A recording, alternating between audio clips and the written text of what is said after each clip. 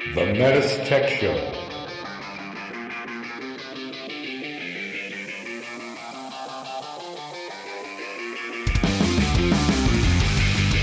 Welcome to the Metis Tech Show, a show for HVAC professionals by HVAC professionals. The Metis Tech Show. Mitsubishi. All right, so Sean, I heard you're a Bruins fan. No, I am a Flyers fan. Oh, Clearly haven't been by my desk with the Flyers stuff in my desk. I was just commenting on the fact that the Bruins are killing it this year. So being from Boston, that's great news. So, I guess we are talking about hockey. Yes. Okay. Yes. You can't assume that everybody knows who the Bruins and who the Flyers are. I'm not a huge. I don't follow sports the way I should, but I'm more into music and other things and fishing and stuff like that. But Sean, you're from Georgia, so you have your finger on the pulse of what's going on in hockey right now. I am actually from New Jersey. Oh, I grew up on the other side of the river from Philadelphia, which is why I'm a Philly sports fan first, Atlanta sports second. Crazy Philly sports fan. They are the most obnoxious fans on the planet. That's awesome. And that's coming from a Philly fan. So all you Philly guys, you know what we're like. There you go. So Juan, do you follow hockey at all? I've only been to one game, and I couldn't tell you who the teams were.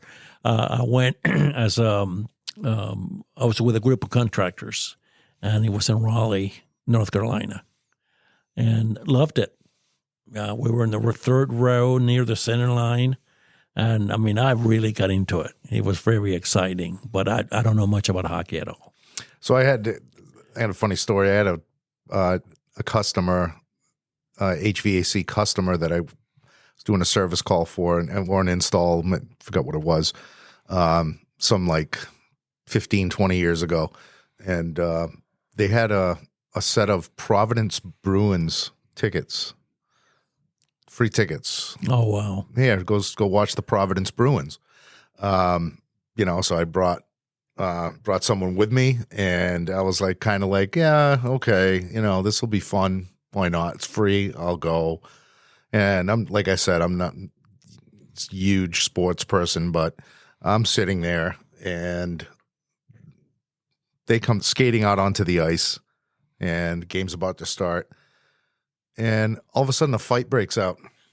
Before the game? And there's blood on the ice. And I'm like, wow. Oh, my God. Is this really happening right now? And I was just taken back by it. I was like, this is unbelievable. There's violence. And they were just right off the bat before they even started playing hockey. It was on. And they were fighting. I'm talking. They were grabbing each other and punching each other in the face. It was horrifying, and at the same time, the whole place just erupted. And I think the word you're looking for is awesome. I don't want to say violence is awesome, but it was kind of awesome. It's amazing that there are guys, and it's more minor league than it is the NHL these days, but it's like their only job is to go out there and protect someone and beat someone up. Yes. And I know that some of it was for show. I'm sure. It had that kind of that wrestling atmosphere to it, that kind of that mystique, but it was on. It was for real, and and I was horrified, but like I said, at the same time, I was like, "Holy smokes, this is unbelievable!" So that was my only hockey game that I've actually went to. Yeah, I was so close to the glass in this one game. I'll never forget the face that was splattered right on the glass. I mean, he went from a big nose to a flat nose in a mere second. Yeah, they get beat up pretty bad. Yeah. Do you have any stories, Sean? Not that are mine. I mean, Okay. I did a lot of heating. And when Atlanta had a hockey team, an NHL team, the Thrashers, a lot of those guys were my heating and air customers. So Neat. Most of my interaction with hockey players is on a non-hockey level. And they're actually all really nice guys, which I was sort of surprised about. Interesting. Welcome to the Metis Tech Show, everybody. This is a show for service technicians and the service van, installation guys, if you're in the HVAC field at technical, if you got a multimeter in your hand, or if you got a pair of tin snips in your hand, it doesn't matter. Even a crescent wrench. Or even a crescent wrench, right? And you're out in the field working on Mitsubishi equipment, this is the podcast to listen to. We have tons of technical information. Today we're joined by Sean Patterson. He is and correct me if I'm wrong, Sean, you're the lead tech support. The technical is TSA team lead. Fantastic. It's a lot. And of what does things that don't TSA really- stand for? Technical service advisor. Okay, it's not transportation safety. No. Okay. So, Sean, you've been on our podcast before and talking about the whole technical tech support experience. We went through that. It was a great podcast. Well, my name is Steve Pimentel, technical trainer out of Boston. We got Juan Cardona. Yay. Juan, say hello. Hello, everyone. I'm the technical instructor at the Ohio Training Center. All right. So today we're going to talk about fans. And we're going to talk about how they work in a Mitsubishi ductless unit, outdoor fan, indoor fan motor. And there's something unique about our fan motors. There's something that happens inside the fan motor and relays information to the indoor board. It's called rotational feedback. Yes, and that's the only way the board knows that that fan is rotating. Yes. So you could almost call it freeze protection on the indoor side. Okay. Right. But without that fan turning and sending an electrical signal back to the indoor board, that system is not going to run. It's going to throw an error. So this can be a sore subject with a lot of people, right? So you have a rotational feedback error code. It comes in, whether it's a flashing light, a flash code, or it's on a controller, or it's on the city multi-site as a 4-digit code. Basically, what that error code is telling you is that there is a loss of rotational feedback. There is a loss of voltage being fed to the indoor board to tell the indoor board that, or outdoor board, if it's the outdoor condenser fan motor, that the fan is actually rotating. Now, what I tell in class, what I tell the technicians is you're going to rule out the most basic of basics, right? Correct. The most obvious is the fan seized, right? If it can't spin, it's going to throw rotational feedback error code. Has the fan been serviced recently? Is there maintenance that has been done to that indoor unit, and the blower is now rubbing up against the casing of the indoor unit and it can't turn? Could be a twig in the middle of the fan blades. Yes, something that is keeping it from turning. Keeping it from turning, right? But what if, and this is what we mostly deal with, is what if that fan is doing all it can to turn, it's running, but it shuts down on an error code? So, Sean, is this something that you get a lot of calls on?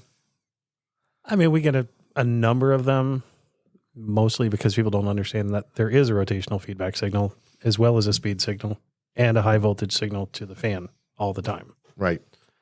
So they just call in with a fan motor error and go, it's broken. Where do we go from here? Yeah.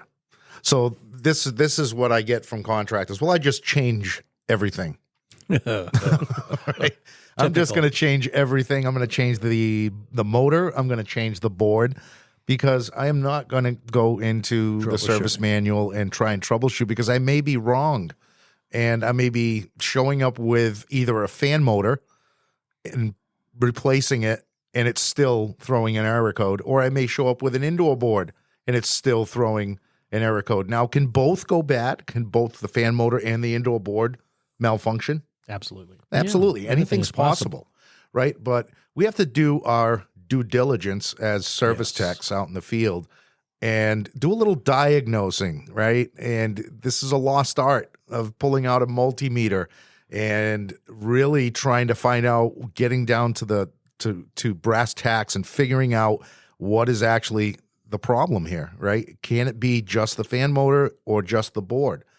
Now, let's talk about the voltages that exist on, and let's first start off with M series. So M series, and when we say M series, we're saying any indoor unit And let's start with indoor units. Any indoor unit that starts with an M. So that's going to be your MLZ, your MFZ. Yep. So MLZ one-way ceiling cassette, your MFZ floor mount, or your MUZ wall mount. MSZ. Oh, MSZ. And the MSZ. Sorry. Yeah. Thanks for that, Sean. So MSZ wall mount unit, those 3 units are very unique because it's not the same troubleshooting process as other indoor units. When I say other indoor units, anything that does not start with an M. And correct me if I'm wrong as I was saying this, Sean, but when we talk about SEZ, SVZ, PLA, PEAD, PCA, right? All of those indoor units are now considered a P-series indoor unit. Much more simplified way of troubleshooting that fan motor. Whereas the M-series, all I can tell you right now is follow the service manual. Yes. You have to follow the service manual with M-series because you may be required to press the emergency operation button and you have 11 seconds to check voltage between pins such and such on the fan motor connector, right? So you have to get out your service manual, follow the flow chart, follow the steps. We can't cover that in one single podcast episode without showing you something, right? And regarding technicians, what I've run into a lot is regarding troubleshooting flow charts is we take shortcuts. We want to skip testing points, and that's when we get into trouble. Right. If we don't take them step by step, we are going to be chasing a ghost or a problem that's not there. Especially when there's just like a tiny little footnote in the flow chart that says you have 11 seconds to get this done. Yeah. So bring a friend to push the button while you already got your meter leads on it. Yes. So always refer to that service manual. But again, M-series, wall mount, floor mount, one-way cassette, different set of instructions on how to diagnose that indoor fan motor. Same thing with the outdoor fan motor. Now, for instance, I'll give one example, like the MUZ outdoor FH unit is a 2-plug outdoor fan motor, right? I believe so, yeah. Yeah. I know the MXZ are all single plug. Yes. Right. But the one-to-ones are generally... The MUZ has the one plug with the 3 wires, which is balanced 3-phase going to the motor. The other one has I believe it's a 5-pin connector. It is, yeah. That's all rotational feedback. Yes, so you're getting your speed signal there. Yes. You're getting your rotational feedback. Again, we're talking M-series outdoor units now, another unit that I want to go to the service manual, follow the flow chart, follow those instructions. They could be a little bit more difficult to troubleshoot than the P-series. So now let's talk about the P-series, where we can kind of explain this over this podcast right now, how to go in and diagnose this. First of all, let's talk about the right tools. Let's talk about the tools that we need to diagnose this bad indoor unit, fan motor or board, or bad outdoor unit, fan motor or board. I need a multimeter with, first of all, needle leads, right? Yes. And make sure that, because some of these connectors are pretty small. all of those connectors are pretty small. Yeah. Now, when you get to the SVZ multi-position air handler, the connector for the fan motor on that indoor air handler is pretty large.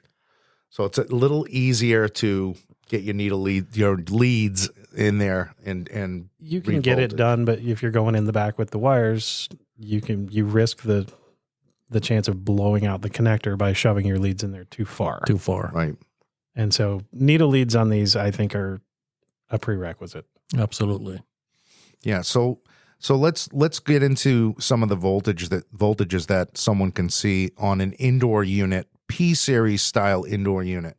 So we have a connector, fan motor connector, and for the most part, we're looking at 7 terminals or seven pins on that connector, right? Some have 6. Yeah. So some would have 6. For instance, the MLZ one-way cassette is a 6-pin plug. Yep. But when we're looking at most P-series, we're looking at a 7-pin plug. And it's very common to see a couple of those pins missing on that plug. Yeah, Right? and usually where you'll see the separation in pins is when you're dealing with high voltage DC.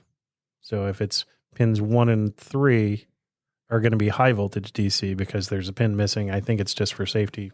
I don't really know why they do it, but if I see two spaces between pins, I know we're going for high voltage. Yes. So DC voltage likes to do something. Yeah, got a DC characteristic. positive is always seeking ground. Yes. So, and that's why the separation, so prevent arcing, especially if you're pushing your needle leads in there, you're bending the pins too close to each other. Right. And crossing your meter leads. Yep.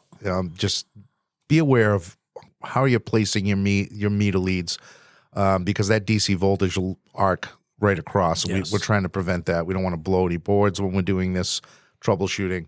So you'll see a spacing, and let's talk about the 7-pin plug. Okay. So you'll see a spacing between 1 and 4. Yes. So between 1 and 4, we're missing pins 2 and 3. That's that space between the 300 volts. So between pin 1 and 4, we should be measuring 300 volts. Yes. 4 is going to be our common pin. Or ground. Right? So we're going to leave 1 meter lead on that common, park it right on that common, and then we can hopscotch. I like to call it hopscotching with my other meter lead and jumping to my other pins for my voltage readings. So between 1 and 4, I'm looking for constant 300 volts. And when we say 300, it's an average, really. It's between, Sean, do you have like a more closer range? Usually you'll see between 290 and 320, depending on what your line voltage coming is. But we choose 300, which is an easier number to remember. Yeah, but in the ballpark of about 300. And it all has to do with, just like Sean said, incoming voltage. The higher the incoming voltage, the higher my 300 volts DC. I could see 310, 320 up in that range. Lower AC incoming voltage at the disconnect or at L1 and L2, I could see, a lower DC voltage. But we always tell students in class in the ballpark of about 300 volts. So between pins 1 and 4, we have constant 300 volts. We can all agree on that, right? Mm-hmm. Yep. Now we're going to measure from 4's our common, from between 4 and 5. And this is the start of our rotational feedback. This is where the rotational feedback gets its 15 volts. We should have between 4 and 5 a constant 15 volts. Now, when I say constant, I'm saying it's there. That 300 volts, that 15 volts is there, even if the unit is in off mode. Correct. Even if the unit is in off mode, it we're has to still be powered, reading. but not running. Yes. So we're measuring between 4 and 5. Constant 15 volts. Right. One thing that I need to mention also here, Steve, is that you've got a red and a black lead. You're measuring DC voltage. Depending on which lead you're using on terminal number 4 and which one you're using to check your voltages, the numbers could be negative or positive. Yeah, good point. Yes. So what we tell our technicians is use which one on number 4. Negative, which is what color? It's supposed to be black. Depending on where it's connected on the Depends on meter, where it's right? plugged into the meter. Exactly. Yep. So if black is connected to the negative connecting point on the meter, I would park the black lead on number 4. And that's going to give you positive voltages. Numbers. Yeah, and even if you have the leads backwards, it's not the end of the world. It's just going to show you negative. It's going to be the same number. Readings. Now, between pins 4 and 6, that's our speed. Right. So what do I mean by speed? Well, that's a voltage signal between 0 and 6.5 volts DC being fed to the motor to tell the motor how fast to spin. So if my unit is off, my system is in off mode, how many volts should I see? 0. Right. And what about if the fan was running and I had my meter leads on 4 and 6 and it was running at medium speed? About Probably 3. 3-ish. Maybe 3 volts.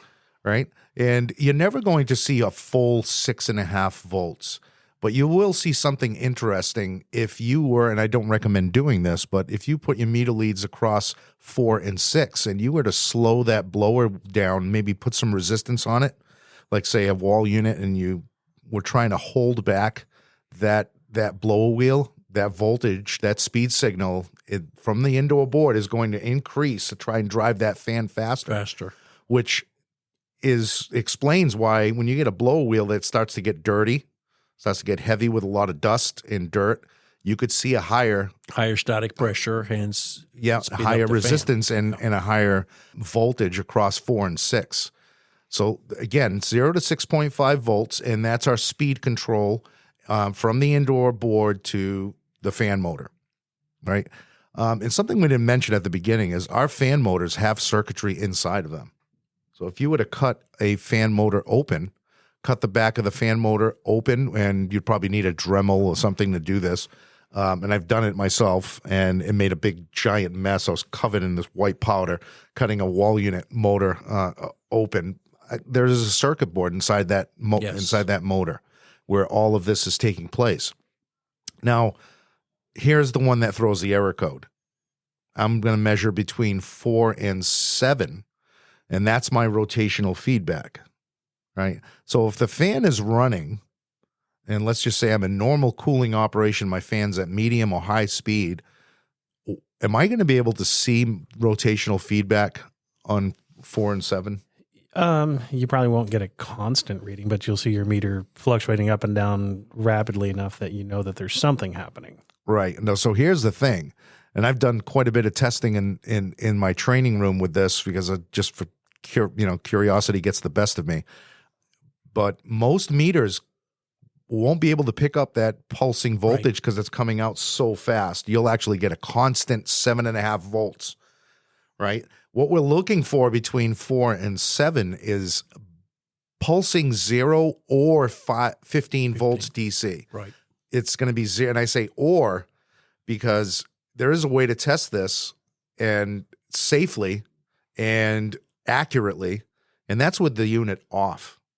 So you with even with an MXZ outdoor fan motor or a P-Series outdoor fan motor, same with the indoor unit, I can test this in off mode, put my meter across 4 and 7, and what do I need to do to see my rotational feedback? You just spin the fan very slowly. Yes, very slow. So good point. I'm not spinning this thing like I'm on Price is Right and I got the big wheel and I'm just turning this fan motor very gently and looking at my meter. I should see 0, and at a certain point in turning that rotor on that fan, I will see 0 volts. And then at some point, see 15 coming back to my meter. Now, is it always going to be 15? It could be 8 volts, could be 10 volts, could be 12. As long as I have something coming back. Because remember, that incoming voltage, that AC, determines my DC voltage. Right. So that voltage could be 15 volts. It could be 12. It could be 10, 8.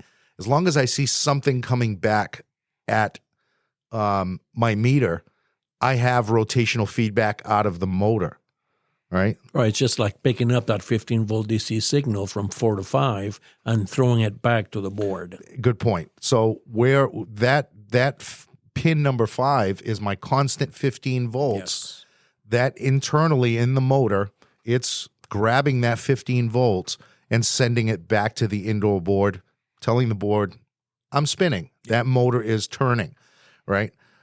Now, I have this error code, and I need to check this fan motor. So I'm going to go through all the pins and try and check my voltages to make sure they all line up. We just talked about between 1 and 4, 300 volts constant, right? And I'm going to do this with a unit off. Correct. Right? That's the best way I've found to diagnose this.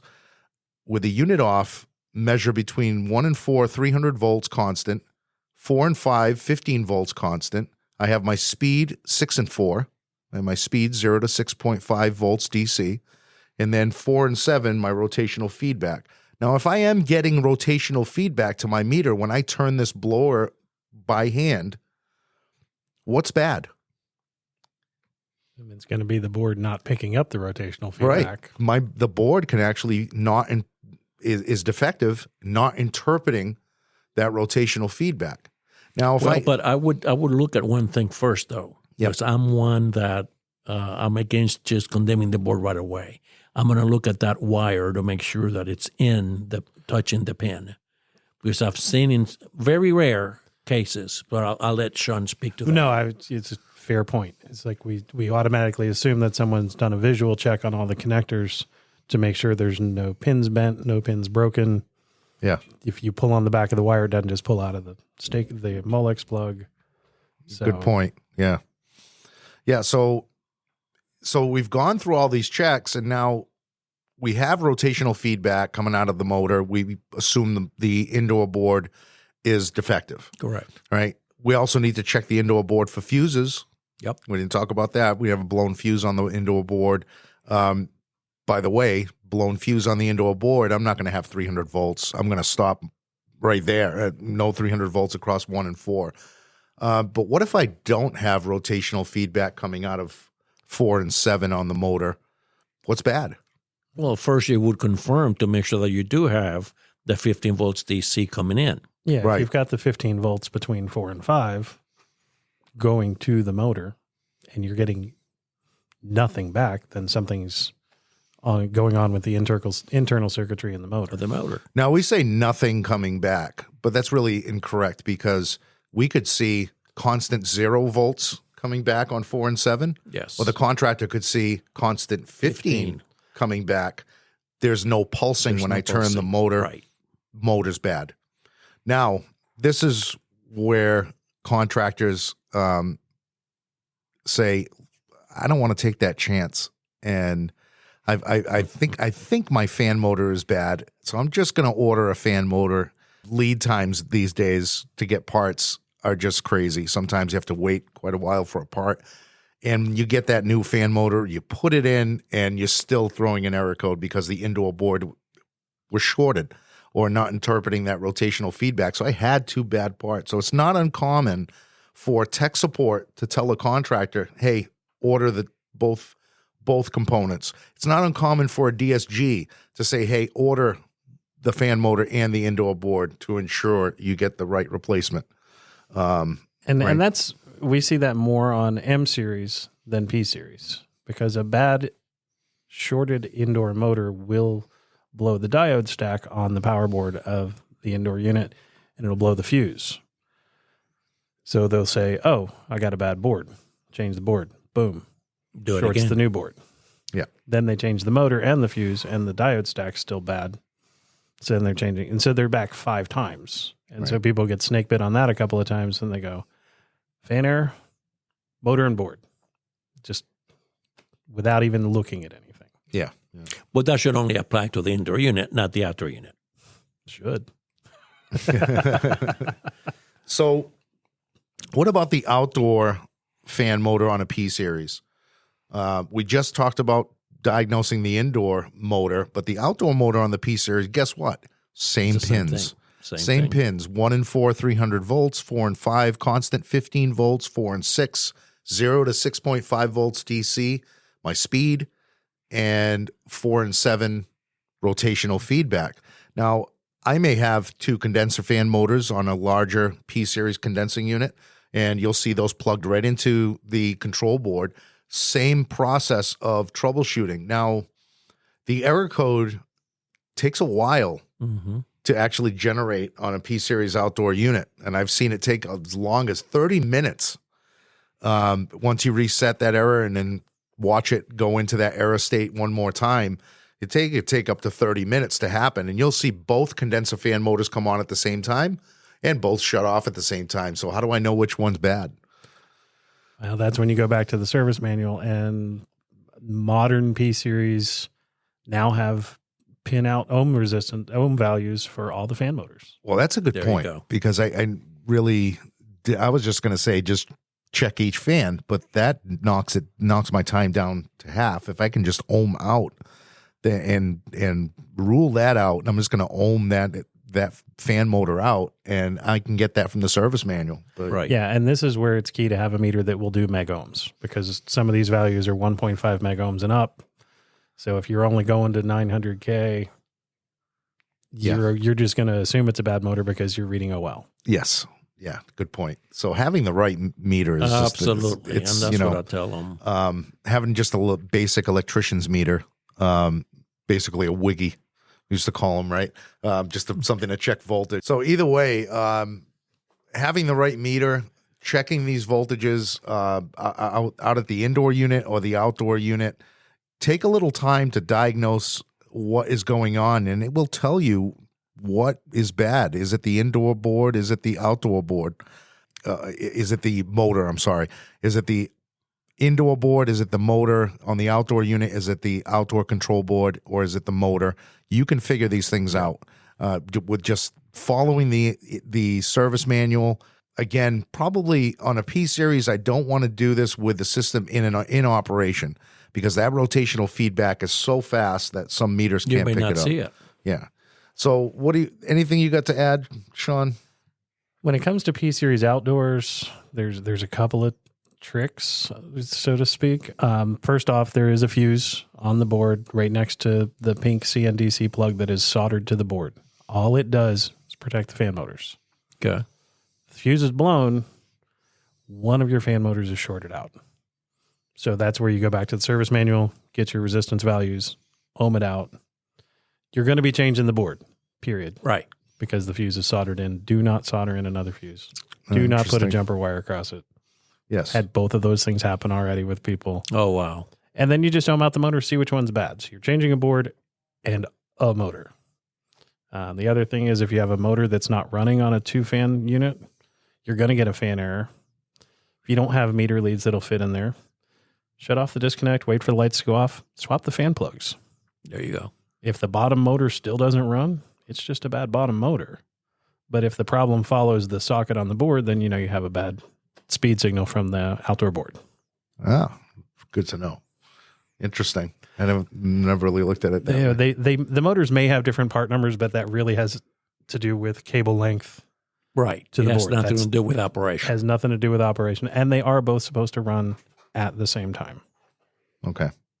That is interesting. Yeah. Friday afternoon, somebody didn't have needle leads. Hey, swap the plugs, see if the bottom motor still doesn't work.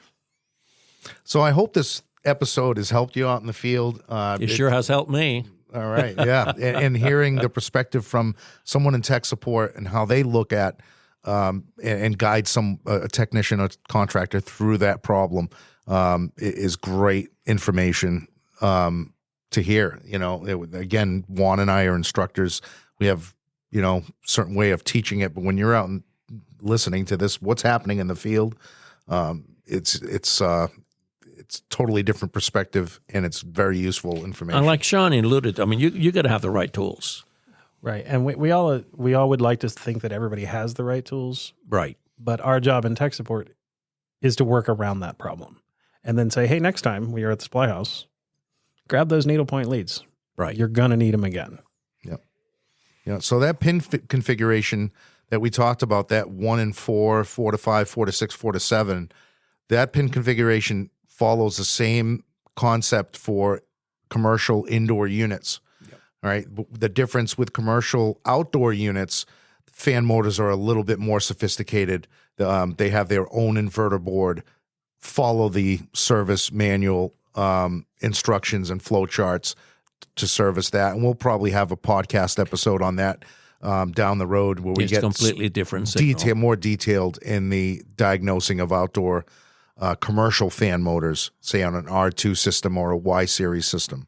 But as far as Smart Multi, we talked about Smart Multi, MXZ, fan troubleshooting, all the units that go with it. M series is its own little beast, right? M series can be a little more difficult because we have to follow the manual. We have to follow a flow chart.